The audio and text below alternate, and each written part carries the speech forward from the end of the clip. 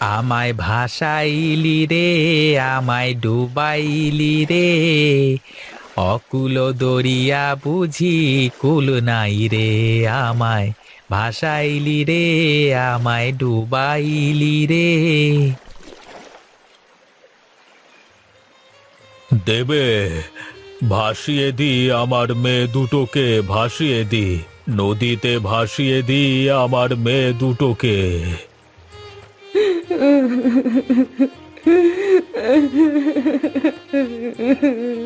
কি কপাল আমাদের! বিধাতা আমাদের কোনো সন্তান দেননি এতদিন, কিন্তু আজ এত বছর পরে যমজ সন্তান লাভ করার পরেও আমরা তাদের আমাদের কাছে রাখতে পারলাম না।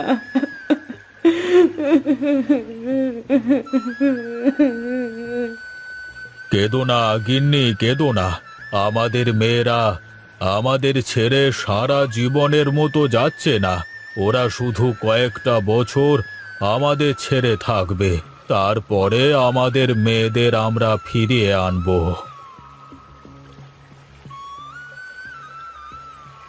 মালিক, আপনি কোনো চিন্তা করবেন না। আমি আপনার মেয়েদের পিছু পিছু যাচ্ছি। আমি সারাক্ষণ ছায়ার মতো আপনার মেয়ের পাশে থাকব, কিন্তু সেটা ওদের কখনো বুঝতে দেব না। সব খবর আপনাকে নিয়ে এসে দেব।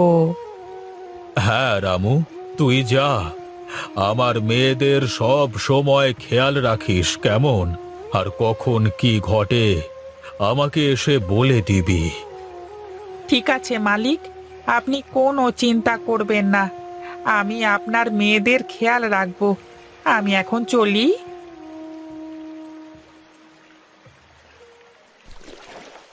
হে বিধাতা, আমার এই দুনিয়ায় আপন বলতে কেউ নেই। তুমি আমাকে কেন আপন লোক দিলে না বিধাতা? দুনিয়াতে এত লোক থাকতে আমাকে একটাও আপন লোক দিলে না।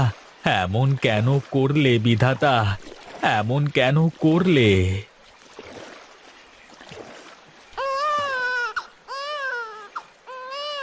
আরে, বাচ্চার কান্না শুনলাম মনে হলো। আরে ধুর, মাঝে মাঝে বাচ্চা আসবে কোথা থেকে? আমার যে কি সব হয় না, আমার সবই মনের ভুল। আরে আরে, আবার বাচ্চার আওয়াজ কোথা থেকে আসছে?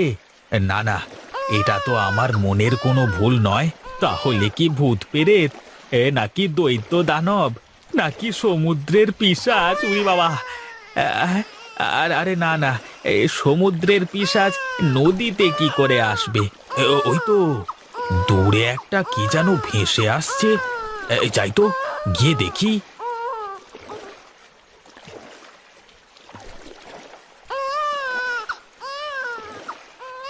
হায় বিধাতা, হে কি সর্বনাশী কাণ্ড!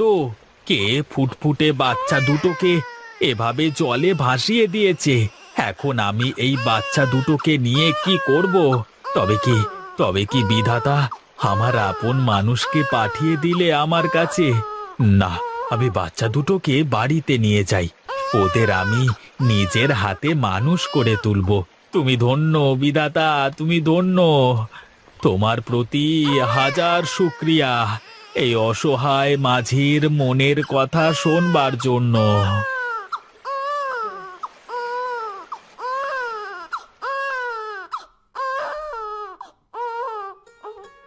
আজ থেকে এটাই তোদের ঘর, আর আমি তোদের বাবা। আজ থেকে আমার দুই মেয়ে, কিন্তু তোদের খাওয়াবো কি? তোরা থাক, আমি বাজার থেকে দুধ কিনে নিয়ে আসি।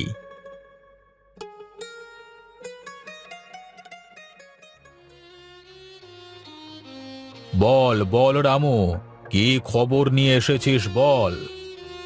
খবর খুব একটা ভালো নয় বাবু। খবর ভালো না? তুই কি বলতে চাইছিস? সবকিছু খুলে বল তো আমাকে।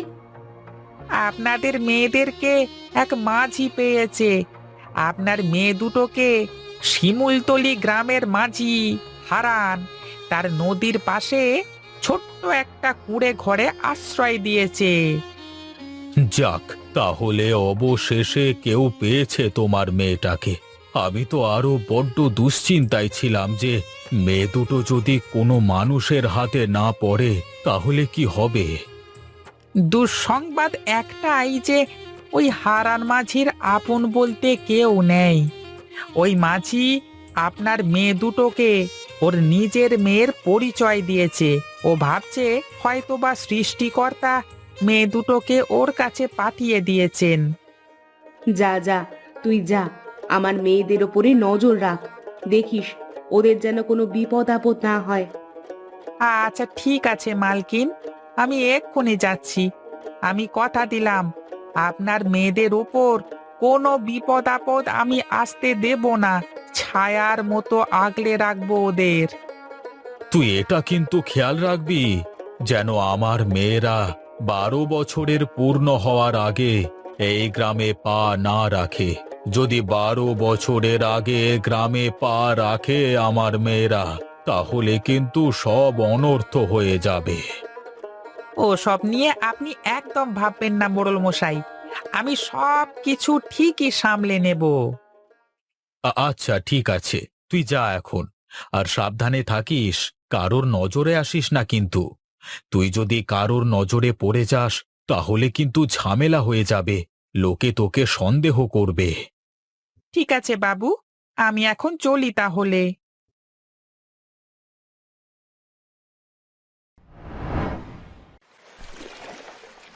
মারে, তোরা শক্ত করে ধরে বসে থাকিস কিন্তু। এই নদীতে অনেক স্রোত, আবার তোরা ঠিকঠাক সাঁতারও জানিস না। এই নৌকা থেকে নিচে পড়ে গেলে কিন্তু ভারী বিপদ হয়ে যাবে। তুমি থাকলে আমাদের কিসের বিপদ বাবা? তোমার পাশে থাকলে আমাদের আর কোনো ভয় নেই। হ্যাঁ বাবা, দিদি একদম ঠিক বলেছে। তুমি পাশে থাকতে আমাদের আবার কিসের ভয়? বাবা বাবা, দেখো না, ওই কিনারে কত সুন্দর শাপলা ফুল ফুটেছে। আমাদের ওখানে নিয়ে চলো না, আমরা কিছু শাপলা ফুল তুলবো। হ্যাঁ বাবা, হ্যাঁ বাবা, চলো, আমাদের নিয়ে চলো, শাপলা ফুল তুলবো। ঠিক আছে মা, আমি তোদের নিয়ে যাচ্ছি, চল।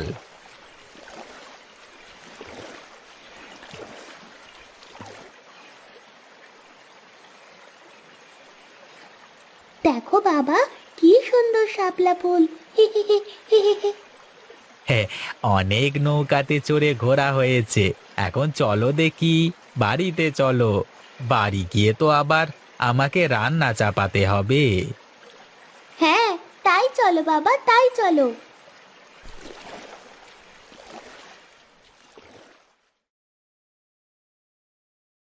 কে খবর নিয়ে আসলে রামু? হ্যাঁ, একটা অনেক ভালো সংবাদ আছে আপনার জন্য বাবু, আর একটা অনেক খারাপ সংবাদও আছে। কোনটা আগে শুনতে চান বলুন? খারাপ সংবাদটাই বল তো দেখি। খারাপ সংবাদটা এই যে আপনার দুই মেয়ে হারান মাঝিকে একদম বাবা বলে মেনে নিয়েছে। ওরা দুই মেয়ে হারান মাঝিকে ছাড়া কিছুই বোঝে না। আর দুই মেয়ে যেন হারান মাঝির চোখের মণি, সারাদিন ওদের নিয়ে মেতে থাকে। খুব খেয়াল রাখে ওদের। এই কয়েক বছরে ওদের মধ্যে অনেক ভালো সম্পর্ক গড়ে উঠেছে, যে সম্পর্ক ভাঙা মুশকিল। তাহলে কি আমি আমার মেয়েদের কোনোদিন আপন করে পাবো না? কোনোদিন বুকে জড়িয়ে রাখতে পারবো না? চিন্তা করো না লক্ষ্মী, আমার মেয়েরা যখন জানতে পারবে আমরাই ওদের আসল বাবা মা, আর আমাদের সমস্যার কথা যখন শুনবে ওরা, তখন ওরা ঠিকই আমাদের কাছে ফিরে আসবে। তুমি দেখে নিও। আসলে আমারও সেটাই মনে হয়। কেউ এই রাজপ্রাসাদ ছেড়ে ওই ভাঙা কুঠিরে কেন থাকতে চাইবে?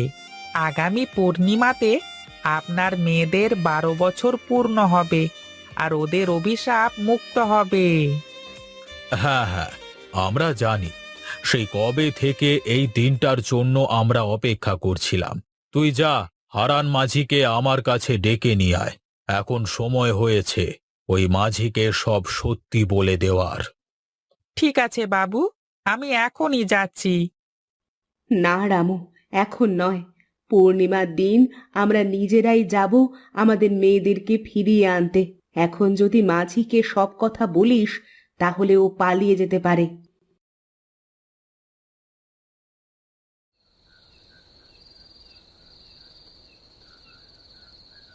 হারান মাঝি, বাড়িতে আছো? কে আপনারা? এত রাতে কি চাই আপনাদের? খেয়া পার হবেন? ওই পারে পার করে দেব আপনাদের। না না, আমরা খেয়া পারাপার হতে আসিনি, আমরা আমাদের মেয়েদেরকে নিয়ে যেতে এসেছি। আপনাদের মেয়ে মানে? আপনাদের মেয়েকে আমি কোথায় পাবো? কেন, যে তোর পেছনে দাঁড়িয়ে আছে। আরে আরে, আপনারা কি পাগল হয়ে গেছেন? আপনারা কি বলছেন? আপনারা কি জানেন? কেন, তুই কি ভুলে গেছিস? আজ থেকে ঠিক 12 বছর আগে একটা কাঠের বাক্সের মধ্যে তুই এই মেয়ে দুটোকে কুড়িয়ে পেয়েছিলিস। বাবা, এরা কারা? এরা এসব কি বলছে? এগুলো কি সত্যি বাবা? তুমি কি আমাদের কুড়িয়ে পেয়েছো? বলো বাবা, বলো। তুমি চুপ করে আছো কেন? বলো, ওরা কি আমাদের বাবা মা? তুমি কি আমাদের বাবা নও? আরে না রূপা, ওরা আমাদের বাবা মা নন। নিজের ছেলে মেয়েকে কেউ কখনো কাঠের বাক্সে নদীতে ভাসিয়ে দেয়? ওরা মিথ্যে বলছে। বিশ্বাস করো মা, আমরাই তোমাদের বাবা মা। আর এই যে রামু কাকা ছোটবেলা থেকে তোমাদের দূর থেকে অনেক সাহায্য করে এসেছে। তুমি আমাদের মা বাবা নও। তুমি আমাদের মা বাবা হলে আমাদেরকে কখনো নদীতে ভাসিয়ে দেবে না। তোরা শুনতে চাস? তোরা শুনতে চাস সেদিন কি হয়েছিল? কেন আমরা তোদের ভাসিয়ে দিতে চেয়েছিলাম? আমার শ্বশুর মশাইয়ের 3 বউ ছিল, কিন্তু আমার শ্বশুর মশাইয়ের কোনো ছেলে সন্তান ছিল না। আর তাই সে জোর করে তোর বাবাকে এক মহিলার কাছ থেকে কেড়ে নিয়ে সেই মহিলাকে মেরে ফেলে। আর সেই মহিলা মরার আগে অভিশাপ দিয়ে গিয়েছিল, আমাদের বংশের সব ছেলেমেয়েরা 12 বছর বয়স হলে মারা যাবে। আর এই অভিশাপ থেকে মুক্তির বড় একটাই উপায় ছিল, তোদের জন্মের 3 দিনের মধ্যে তোদেরকে এই গঙ্গার জলে ভাসিয়ে দেওয়া। এখন তোরা অভিশাপ মুক্ত। আমরা তোদের দেখতে আসলে তোরও একই ক্ষতি হতো মা, তাই আমরা তোদের দেখতে আসতে পারিনি। কিন্তু আমরা তোদের সব সময় দূর থেকে খেয়াল রেখেছি। আমরা পাঠিয়েছিলাম তোর কাকাকে তোর খেয়াল রাখবার জন্য। বলো না বাবা, এরা যা বলছে তা কি সত্যি? হ্যাঁ বাবা, বলো, এরা কেন এমন বলছে? এদের কথা কি সত্যি? হ্যাঁ রে মা, ওরা সত্যি বলছে।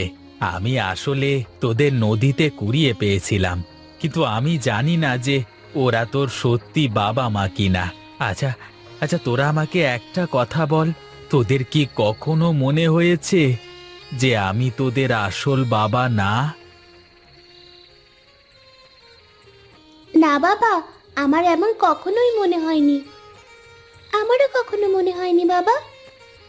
আরে ওদের মনে হওয়া না হওয়াতে কি আসে যায়? সত্যি তো এটাই যে আমরাই ওদের আসল বাবা মা। হতে পারে আপনি ওকে জন্ম দিয়েছেন, আর আপনার স্ত্রী ওকে 10 মাস 10 দিন পেটে ধরেছে, কিন্তু আমি 12 বছর ধরে ওদের দেখাশোনা করেছি, ওদেরকে বড় করে তুলেছি। এখন আপনারাই বলুন, কে আসল বাবা? তুমি আমাদের আসল বাবা, আমরা তোমার সাথে থাকতে চাই। হ্যাঁ বাবা, তুমি এতদিন ধরে আমাদের দেখাশোনা করেছো, আমাদের কোনো কিছুর অভাব বুঝতে দাওনি। আমি তোমাকে ছেড়ে কোথাও যাব না। আপনারা চলে যান, আমাদেরকে আমাদের মতো থাকতে দিন। তোরা রাজপ্রাসাদ ছেড়ে এই ভাঙা ঘরে কি করবি? কি করে থাকবি এখানে? আমরা এই ভাঙা ঘরে 2 বোন আমাদের বাবার সাথে অনেক সুখে আছি।